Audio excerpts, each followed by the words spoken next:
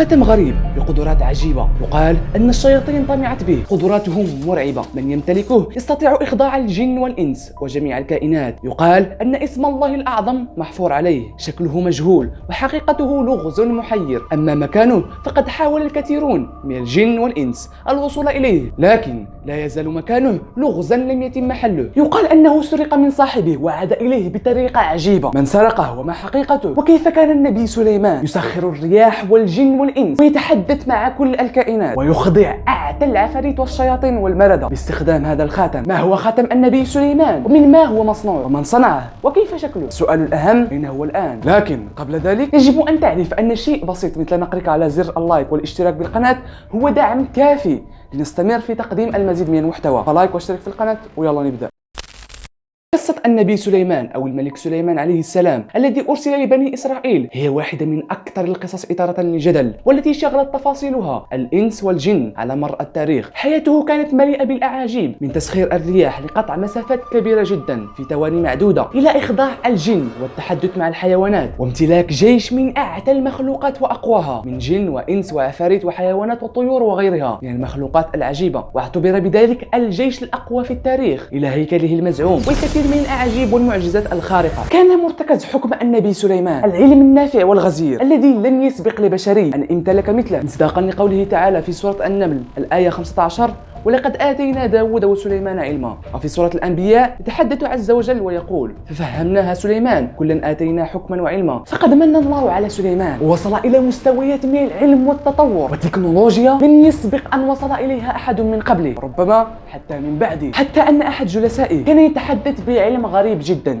أشبه بالمعجزة يتعلق بالانتقال الآني. الانتقال الآني الذي لا يزال العلم الحالي يشك فيما إذا كان ممكن أو غير ممكن. وما يثبت كلامي هو قول الحق عز وجل في سورة النمل الآية 40: قال الذي عنده علم من الكتاب أنا آتيك به قبل أن يرتد إليك طرفك. سأل سليمان الله من فضله وطلب منه منحة يتفرد بها بين الحكام بل من دون الناس قاطبة. قال رب اغفر لي وهب لي ملكا لا ينبغي لأحد من بعدي إنك أنت الوهاب. فاستجاب الله له وأعطاه من الخوارق ما لم يؤت غيره من قبل ومن بعده. قال تعالى: فسخرنا له الريح تجري بأمره رخاء حيث أصاب والشياطين كل بناء وغواص وآخرين مقرنين في الأصفاد. أما التحكم بالرياح فقد أثبت القرآن الكريم صحة هذه المعجزة. فقد أصبحت الرياح طيعة بين يديه تأتمر بأمره ويتحكم بها حيث أراد. ويقال أنه كان ينقل كل جنوده وعتادهم وأسلحتهم من مكان إلى مكان باستخدام مركبات أشبه بالسفن الطائرة وبتسخير الرياح، كما قال تعالى: ولسليمان الريح غدوها شهر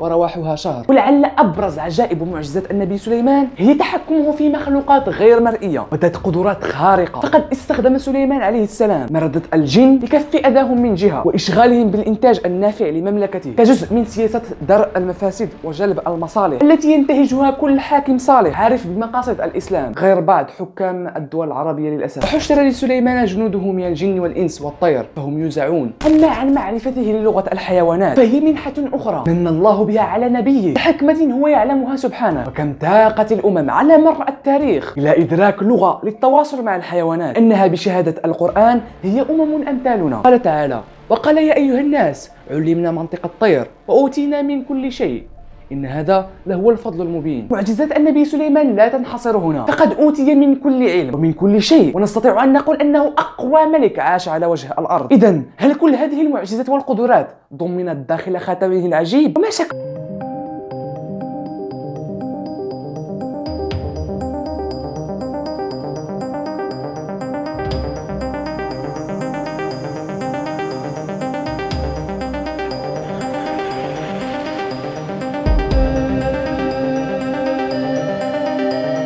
أول من ذكر خاتم النبي سليمان هم اليهود. فقد ذكرت قصته في التلمود اليهودي وتناقلته الأجيال مع إضافة تفاصيل أخرى منها الغريب ومنها المثير للاهتمام. يأتي الدين الإسلامي فيما بعد ليشير إلى تفاصيل حقا مثيرة ومرعبة. فلنبدأ أولا بما ذكر في كتب اليهود. بحسب المعتقدات اليهودية فإن الخاتم كان يملكه النبي سليمان الذي أعطاه الله القدرة على قيادة الشياطين والجن والحديث مع الحيوانات، بل الحديث حتى مع الجماد.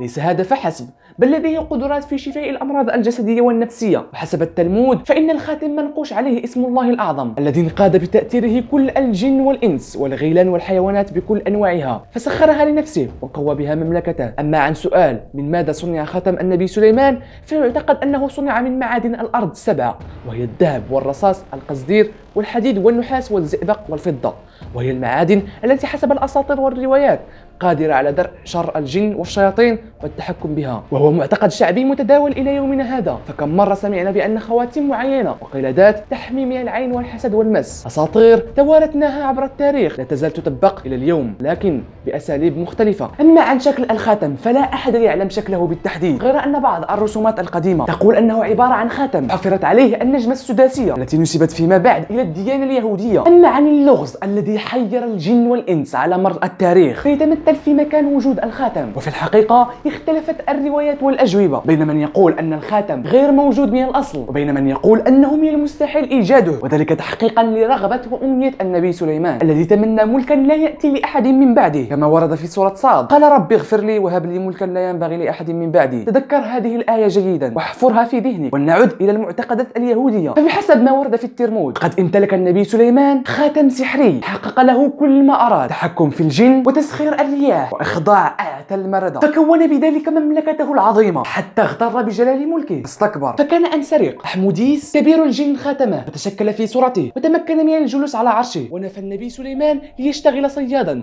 وفي أحد الأيام وبينما كان يصطاد سمكة وجد في بطنها الخاتم، وفي طرفة عين وصل إلى عرشه وقتل الجني واعتلى العرش مرة أخرى. إحدى الروايات اليهودية الأخرى تقول أنه في يوم من الأيام خلع النبي سليمان خاتمه وطلب من زوجته أن تحفظه عندها حتى يعود من الخلاء ليقضي حاجته، فأتى لها كبير الشياطين بصورة سليمان وطلب منها الخاتم فأعطته إياه، فخضعت له الشياطين والإنس والجن. وعندما عاد النبي سليمان من الخلاء طلب الخاتم، لكن زوجته لم تتعرف عليه وظنته شيطان، فقام الشيطان اللعين المتشكل على هيئة سليمان بنفي النبي سليمان من مملكته، وجلس هذا الشيطان على العرش وكان يقضي بين الناس بالباطل. وحسب الرواية اليهودية فإن سليمان قد طرد من مملكته وعمل صيادا، وكان أجره هو سمكتين في اليوم، ثم أراد الله أن يفقد الشيطان هذا الخاتم فوقع في البحر، فجاءت سمكة وابتلعته. وذات يوم اصطاد سليمان سمكة ففتح بطنها ليجد الخاتم. سرعان ما عاد إلى مملكته طرد الشيطان من قصره. أما فيما يتعلق بالدين الإسلامي فقد رفض بعض أهل العلم هذه الرواية رفضا قاطعا، أما البعض فقد ذهب لتفسير سورة صاد والتي يقول فيها الله عز وجل: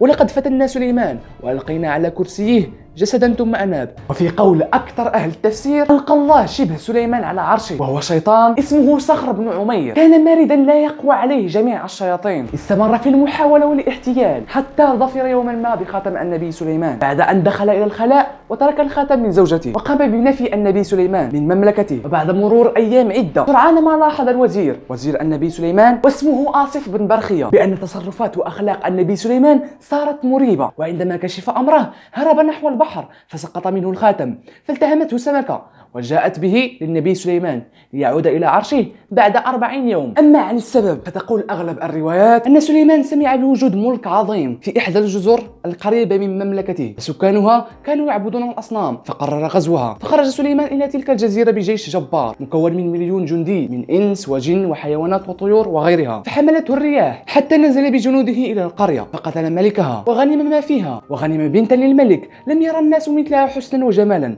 تزوجها سليمان بعد أن دعاها إلى الإسلام، فادعت قبولها لدين سليمان. وفي إحدى الأيام سمع النبي صوت زوجته وهي تبكي بشكل شديد، فقال لها: ويحك، ما هذا الحزن والدمع الذي لا يرقى؟ قالت: إنني أذكر أبي وملكه وما أصابه فيحزنني ذلك، فلو أمرت الشياطين فصوروا صورته في داري أراها بكرة وعشية لرجوت أن يذهب حزني. فأمر سليمان الشياطين فصنعوا لها تمثالا يشبه أباها وألبسه ثيابا مثل ثياب أبيها، وكانت إذا خرج سليمان من دارها تدعو جواريها فيجتمعون حول صنم أبيها ويسجدون له ويعبدونه من دون علم النبي سليمان. واستمروا في عبادة الصنم لمدة 40 يوم حتى علم آصف بن برخية وزير سليمان بالأمر، فأرسل إلى سليمان وطلب منه أن يجمع الناس ليخطب فيهم ويعلمهم بعض ما يجهلونه حول الأنبياء. ففعل سليمان وجمع الناس، فقام آصف خطيبا فيهم فذكر من مضى من الأنبياء وأثنى عليهم حتى انتهى إلى سليمان فأثنى عليه في جملة واحدة وتحدث فقط عن طفولته وصغره.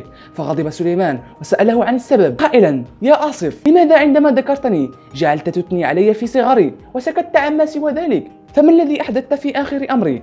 قال إن غير الله لا يعبد في ذلك 40 يوما. وعندما علم سليمان بذلك توجه نحو بيت زوجته وكسر الصنم وعاقبها وجوارها وتضرع إلى الله واستمر في طلب المغفرة حتى ابتلاه الله بأن ينزع منه الملك لمدة 40 يوم، وهي نفسها المدة التي عبد فيها الصنم في داره. بعض العلماء المسلمين رفضوا هذه الروايات رفضا قاطعا بحجة أن الشياطين لا يمكن أن تتشكل في هيئة الأنبياء، وأنه لا يمكن لله عز وجل أن يكون حصر ملكا عظيما مثل ملك النبي سليمان في خاتم. كما ذكر بعض أهل العلم منهم الدكتور الكيالي بأن خاتم النبي سليمان ليس مادي ملموس، بل كان مجموعة من الأذكار التي علمها الله لنبيه وكان يدعوه بها. وربما كان الخاتم لفظيا أو كتابيا، أي أنها عبارة لفظية أساسية في الديانة الإسلامية. ما هي هذه العبارة؟ يقول الدكتور الكيالي أن النبي سليمان عندما أرسل رسالة إلى ملكة سبأ بلقيس بدأ رسالته بسم الله الرحمن الرحيم، وبمجرد أن قرأت الملكة هذه العبارة علمت بأنها من عند النبي سليمان. وهكذا تكون البسملة ختم النبي الذي بات يعرف عنه كونه النبي الذي أكمل البسملة بعد أن بدأ النبي نوح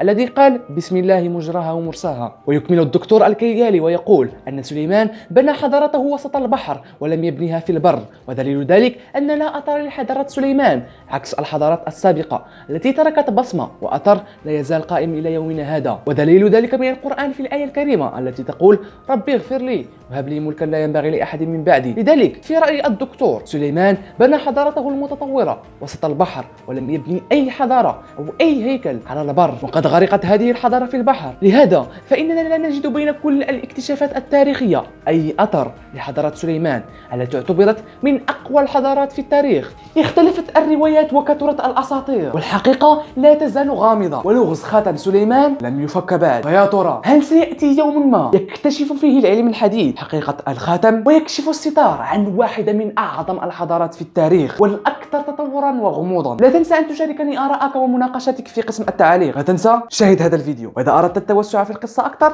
فالروابط في صندوق الوصف.